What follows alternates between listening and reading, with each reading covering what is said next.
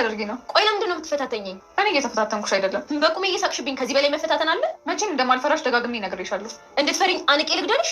ኧረ እባክሽ፣ አንቆ መግደል እኮ ፎቶ እንደመስረቅ ቀላል አይደለም። ምን ለማለት ፈልገሽ ነው? እኔን አንቀሽ ለመግደል ጀግና መሆን ይጠይቃል። ወይኔ እርግብ፣ ጭራሽ ብለሽ እዚህ በቆምኩበት ታበሽቂኝ ጀመር። ታሪኬን ዘርፈሻል፣ ግን ያልገባሽ ነገር ስሜቴን መዝረፍ አትችይም።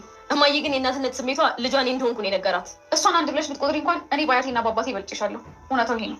ሰዎች የሚያወሩት ሳይሆን በምርመራ የሚገኘው ውጤት ነው እውነታው። እኔ ምን እንደሚውጥሽ እናያለን። አንቺን አንቆ መግደል ያን ያህል ከባድ ነገር አይደለም፣ ግን እኔ በቁም እንድትሞቺ ስለምፈልግ አልገልሽም። ሲጀመር የሚገለኝ የሚያኖረኝን ፈጣሪ ነው። እኔ ደግሞ በቁም የምወሱ አይደለሁም። እሱን ውጤቱ ሲመጣ ብናየው አይሻልም? ያኔ በቁምሽ ትሞቻታለሽ። እንደሱ ካሰብሽ ተሳስተሻል። እኔን ያሳደገኝ አባቶች ሁሉ ቁንጭ የሆነ ጠንካራ አባት ነው። ሲጀመር ይሄ ቤተሰብ የኔ ሆነም አልሆነም እንዳንቺ ለጥቅም ስላልመጣው አይመለከተኝም። አንቺ ልጅ ብታርፊ ነው የሚሻልሽ። አሁን ስራ ስላለኝ ኪችኑን ለቀሽ ብትወጪልኝ ደስ ይለኛል። ወይኔ እርግብ፣ መጫወቻ ያደረግሽኝ አይደል? አሳይሻለሁ አንቺ ገረድ። እኔ የምልሽ አያቴ፣ ለምንድን ነው ሀናን እንዳይሻት ልጄ ናት ያልሻት? እኔ ምን አውቃለሁ፣ ብቻ ስሜት እንደዛ አለኝ። ስሜት እኮ ግን ሊሳሳት ይችላል። ስሜት አይሳሳትም፣ ሰው ግን ይሳሳታል። ከአያትና ከእናት ለልጅ ቅርብ የሆነ ስሜት የቱ ነው እንዴ? ምን አይነት ጥያቄ ነው? በጉጉት ሲጠበቅ የነበረው የነሀንዬና የእርግብ ውጤት ሳይነገር ቀርቷል። ለምን ይሆን ያራዘሙት ባናውቅም ሀያታቸው መታ ግን ልጃቸው ሀና እንደሆነች ውስጣቸው ስለነገራቸውና የህፃንነት ጊዜዋን እያስታወሱ ልጃቸው ሀና እንደሆነች እየተናገሩ ነው። ወይዘሮ ሜላት ግን አሁንም ፊቷን እያዞሩባትና ከቀን ቀን እየከፉባት መጥተዋል። ሀንዬም እረ እናትነቱ ቀርቶኝ ዛሬስ በሰራተኝነት በሰላም በኖርኩ እያለች በምሬት ስትናገርም ሰምተናታል። ሰላም ጤና ይስጥልን ውድ የቻናሌ ቤተሰቦች እንደምናላችሁ በያላችሁበት በዓለም ዳርቻ ሰላማችሁ ይብዛ እያልኩኝ ኖላዊ ክፍል 47ን የምንመለከት ይሆናል። እንግዲህ ዛሬ ሁሉም ሰው በጉጉት ሲጠብቅ የነበረውና ኃይለኛ ፍጥጫ የነባዩሽና የነርግብ ሴራ ይጋለጣል ወይስ ውጤቱ ተጭበርብሮ ሀንዬ ልጃቸው እንዳልሆነችና እርግብን ልጅ አድርጋ ትቀበል ይሆን የሚለው ፍጥጫ የተጠበቀ ቢሆንም ምርመራው ውጤቱ ግን ሳይነገር ቀርቷል።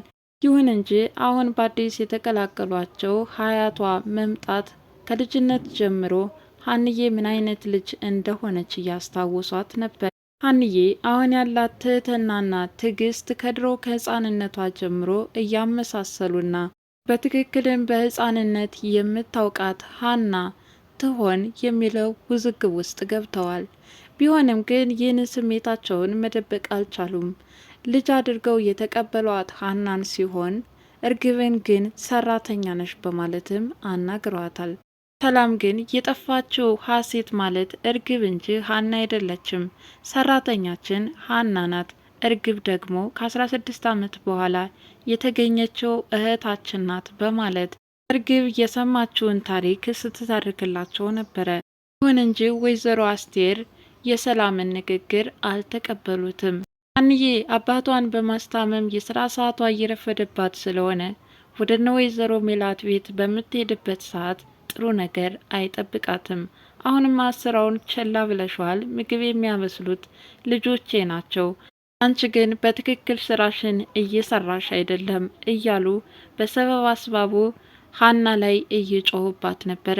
ሀንዬም አባቷ እንደታመመባትና በዛ ምክንያት እንዳረፈደች ብትናገርም ወይዘሮ ሜላት ግን ቂማቸውን ሊወጡባት ፈልገዋል።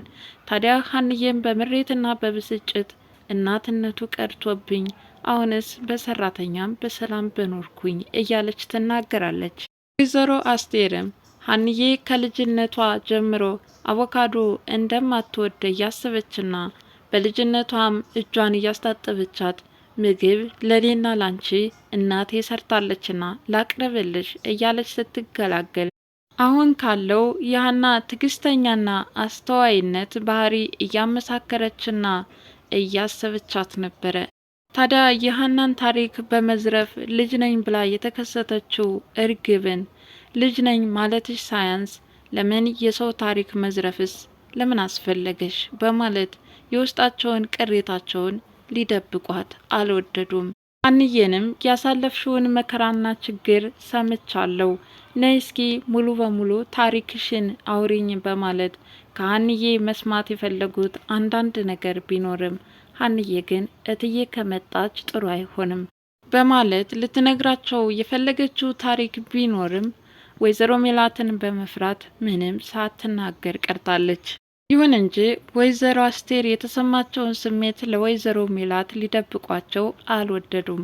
እኔ ልጅሽ የምትመስለኝ ሀንዬ ናት እንጂ እርግብ አይደለችም በማለት ለወይዘሮ ሜላት እየነገሯት ቢሆንም እኔ ልጅ እርግብ እንጂ ሀና አይደለችም፣ የጠፋችው ሀሴት ከ16 ዓመት በኋላ የመጣችልኝ እርግብ ሀሴት ናት በማለት ሀና ልጅ ነኝ ብላ የተከሰተችበት ታሪክ ሀሰት ነው በማለት ሲወነጅሏት ነበረ። ወይዘሮ አስቴር ግን አሁንም አልተዋጠላቸውም። እዛው የወይዘሮ ሜላት መኝታ ክፍል ተቀምጠው የሀናን የልጅነት ጊዜ እያሰቡና እያስታወሱ ነበር። ሀንዬም በሀያቷ በኩል ተቀባይነት ስላገኘች ስራዋን እየሰራች በፈገግታ ናት።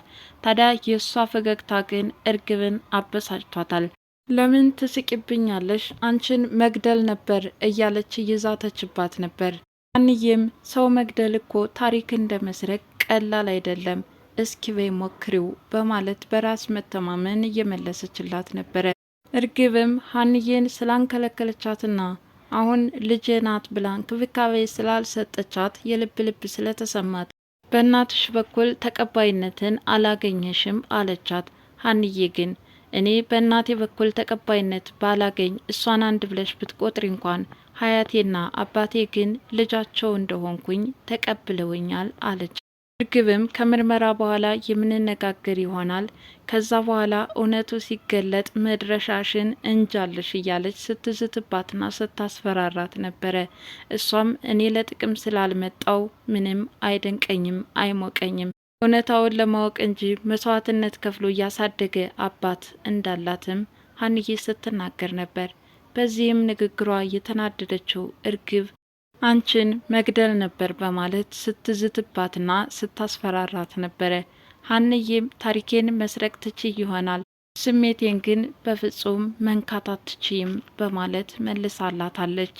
እርግብም አንቺ ገረድ አርፈሽ ስራሽን ስሪ በማለት በንዴት ስትንጨረጨር ነበር።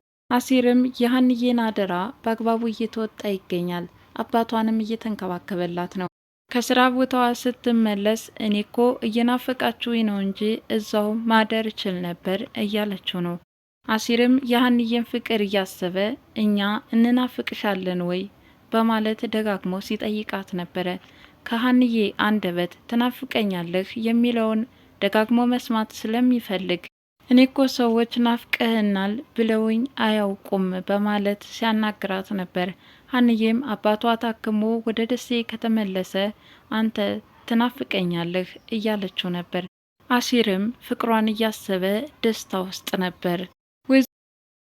እርግብን ሰራተኛ ነች ስላሏት ተቀይመውብኛል በሚል ስሜት ይቅርታ እየጠየቋት ነበረ።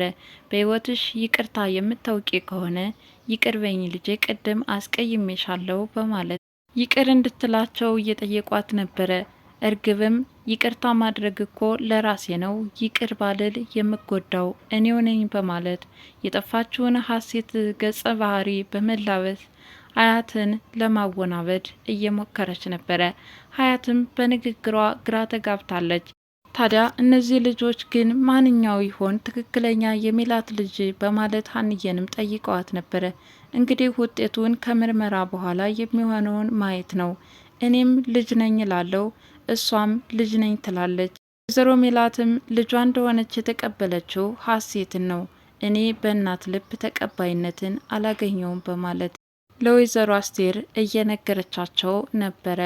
ይሁን እንጂ ወይዘሮ አስቴር ውስጣቸውና ልባቸው የሚነግራቸው ሀንዬ ልጅ እንደሆነች ነው። እንግዲህ ሀንዬ ከእናት በስተቀረ በሌሎቹ የቤተሰብ አካላት ሙሉ በሙሉ ተቀባይነትን አግኝታለች። እናት ግን በልጃቸው ላይ ክፋታቸውን በጥፍ እያባዙት መጥተዋል። ዶክተሩም ወይዘሮ ሜላትን ሆስፒታል ድረስ እንድትሄድ ቢቀጥራቸውም እናታቸው ስለመጣች ወደዛ መሄድ እንዳልቻለች እየነገረችው ነበረ።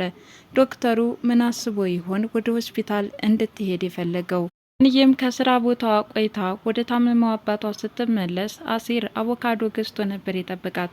ታዲያ እንድትበላ ቢጋብዛትም እሷ ግን በህይወቷ የምትጠላው ምግብ አቮካዶ እንደሆነ ትናገራለች። እንግዲህ ሀያቷም ከልጅነቷ ጀምሮ አቮካዶ እንደምትጠላና ሙዝ እየገዛች እንደምትሰጣቸው እያስታወሰች ነበረ። እንግዲህ የዛሬው ኖላዊ ክፍል 47 ይህንን ይመስል ነበረ። በሚቀጥለውስ በትክክል ውጤቱን ይዘውልን ይመጡ ይሆን ወይስ በነባዩሽና በእርግብ ሴራ ተጠልፎ ይወድቅ ይሆን? ዶክተሩስ ለምን ይሆን ወይዘሮ ሜላትን ወደ ሆስፒታል እንድትሄድ የፈለገው? ምን አስቦ ይሆን? እንግዲህ አስተማሪና ተወዳጅ እየሆነና የሰዎችን ትኩረት እየሳበ የመጣው ኖላዊ ድራማ ክፍል 47 ባጭሩ ይህን ይመስል ነበረ። ሀንዬና እርግብ ፍትጊያቸው እንደቀጠለ ነው። ሀንዬም እውነት ስላላት በትዕግስትና በራስ መተማመን ከእናቷ የሚደርስባትን ነቀፋና ነቆራ በትህትና እያለፈችው ነው። ቀጣይ ወይዘሮ ሜላት እውነታውን ውጤት ሲሰሙ ምን ሊሰማቸው ይችል ይሆን? እንግዲህ ለዛሬው ኖላዊ ባጭሩ ይህን ይመስል ነበረ። በቀጣይ እስከምንገናኝ ድረስ መልካም ጊዜ ይሁንላችሁ እያልኩኝ ለቻናሉ አዲስ የሆናችሁ ላይክ፣ ሼር፣ ሰብስክራይብ በማድረግ ቤተሰብ የሆኑ አመሰግናለሁ።